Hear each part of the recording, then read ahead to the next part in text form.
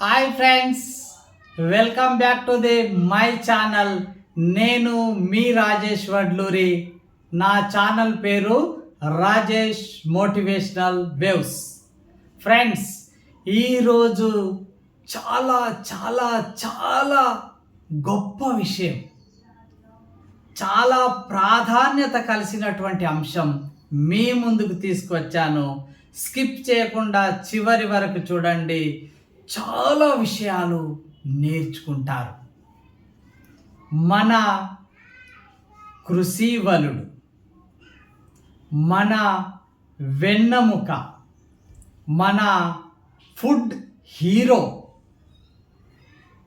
మన rural warrior, మన back bone of the society, మన ఎర్త్ ఏంజల్, మన రాజు రాజు, అతనే మన రైతన్న. రైతు యొక్క విలువను, రైతు యొక్క శ్రమను, రైతు యొక్క ప్రాధాన్యతను ఈరోజు వివరించడానికి నేను మీ ముందుకు వచ్చాను. రైతు 6 కాలాల పాటు కష్టపడి శ్రమించి ఆహారాన్ని పండిస్తే అర నిమిషంలో ఆహారాన్ని వృధా చేస్తున్నాం. రైతు 6 కాలాలు అనగా 6 నెలలు కష్టపడితే ఆహారం మన ముందుకు వస్తుంది. అలాంటి ఆహారాన్ని అర నిమిషంలో చాలా వృధా చేస్తూ ఉట్టిగా పడేస్తున్నాం. ఆ విలువను, రైతు విలువను, ఆహారం యొక్క విలువను చెప్పడమే ఈరోజు నా ముఖ్య ఉద్దేశం. అయితే ఆలస్యం ఎందుకు ఫ్రెండ్స్, చూసొద్దామా? రైతు వ్యవసాయ క్షేత్రంలో మా పాఠశాల జిల్లా పరిషత్ సెకండరీ పాఠశాల జన్కాపూర్ 9వ తరగతి విద్యార్థులతో వ్యవసాయ ఉత్పత్తులు సవాళ్ళు అనే పాఠ్యాంశం ఆధారంగా పని అనుభవం, జాన్ డూయి గారు చెప్పినట్లు డూయింగ్ బై లర్నింగ్ కొరకు క్షేత్ర పర్యటనకు తీసుకువెళ్ళడం జరిగినది. చదివిన చదువుకు జీవితానికి సంబంధం లేకుండా పోతుంది. కాబట్టి ఎప్పుడూ తరగతి గది 4 గోడల మధ్యనే చదువు నేర్పితే ఏముంటుంది? ప్రాక్టికల్ అనుభవం కొరకు, క్షేత్ర పర్యటన కొరకు తీసుకువెళ్ళడం జరిగింది. నేటి విద్యార్థులకు రైతు విలువలు, ఆహారం విలువతో పాటు ప్రకృతి ఒడిలో ప్రకృతికి దగ్గరగా తీసుకువెళ్ళడం వలన సహజ జీవన విధానం, వ్యవసాయంలో సహాయం ఉంది అనే విషయం నేర్చుకుంటారు. మనం తినడం మాత్రమే కాదు, దేశానికి అనగా నలుగురికి ఆహారాన్ని అందిస్తున్నామనే ఒక దృఢమైన భావన రైతుకు కలుగుతుంది.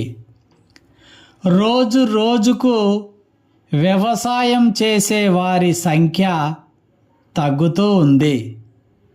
మన భారతదేశంలో అందరికీ ఉద్యోగాలు కల్పించడం అంటే చాలా కష్టం. ఏ ప్రభుత్వం కూడా, ఏ పార్టీ కూడా అందరికీ ఉద్యోగాలు ఇవ్వలేకపోతుంది. ఎంత డబ్బు సంపాదించినా డబ్బును తినం కదా. చివరికి తినవలసిందల్లా అన్నమే కదా. రైతు 10 వేళ్ళు మట్టిలోకి వెళ్తే మన చేతి 5 వేళ్ళు నోటిలోకి వెళ్తున్నాయి. ఈ భావన మెదక్ జిల్లా కలెక్టర్ శ్రీ రాహుల్ రాజ్ గారు రైతుగా మారి ఔరంగాబాద్లోని కలెక్టర్ క్యాంప్ ఆఫీసును ఆనుకొని ఉన్న గొల్ల నారాయణ పొలంలో వరి నారు పీకి నాట్లు వేశారు.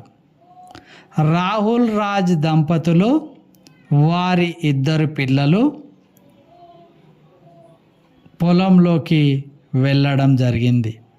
ఈ సందర్భంగా కలెక్టర్ రాహుల్ రాజ్ గారు మాట్లాడుతూ నారు మడి నుంచి పంట అమ్మకం వరకు ప్రతి దశలో రైతుకు అండగా ఉంటూ అవసరమైన సలహాలు సూచనలు అందజేసి రైతు లాభదాయక సాగు చేసే దిశగా అధికారులు పనిచేయాలని ఆదేశించారు. వరి నాట్లు వేస్తున్న రైతుల పొలాలను పరిశీలించి సాగు పద్ధతులను, పంటలో వచ్చే లాభం, సాగులో ఎదురవుతున్న ఇబ్బందులు తదితర అంశాలు అడిగి తెలుసుకున్నారు.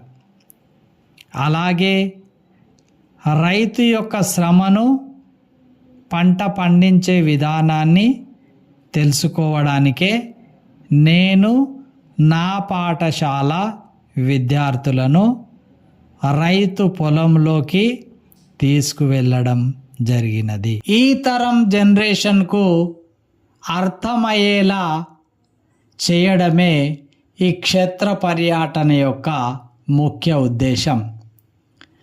రైతును గురించి కొన్ని మాటలు.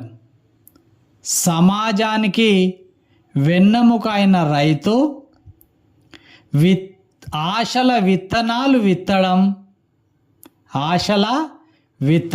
విత్తడం, బంగారు పంటలు పండించటం, మట్టిని సేద తీర్చటం, జీవం పోయటం.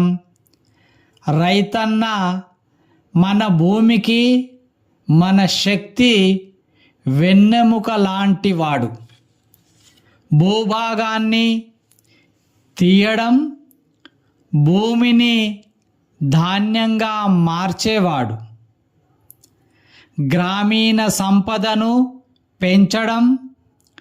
రైతు అంటే పంటలు పండించటం, పశువుల పెంపకం, వ్యవసాయ ఉత్పత్తులను పెంచటం ఈయన విధి. ప్రపంచానికి ఆహారాన్ని అందించటం, గ్రామీణ ప్రాంతాలలో ఆర్థిక, సామాజిక అభివృద్ధి, పశు సంరక్షణ, ఎన్విరాన్మెంటల్ స్టీవర్డ్షిప్ ఇన్ని బాధ్యతలు అలవోకగా మోస్తున్న మహోన్నతమైన వ్యక్తి మన రైతన్న. మనం తినే ఆహారం వ్యవసాయ ఉత్పత్తుల మీద సవాళ్ళుగా మారింది. మనం ఆరోగ్యంగా జీవించడానికి రకరకాల ఆహార పదార్థాలు ఎంతైనా అవసరం.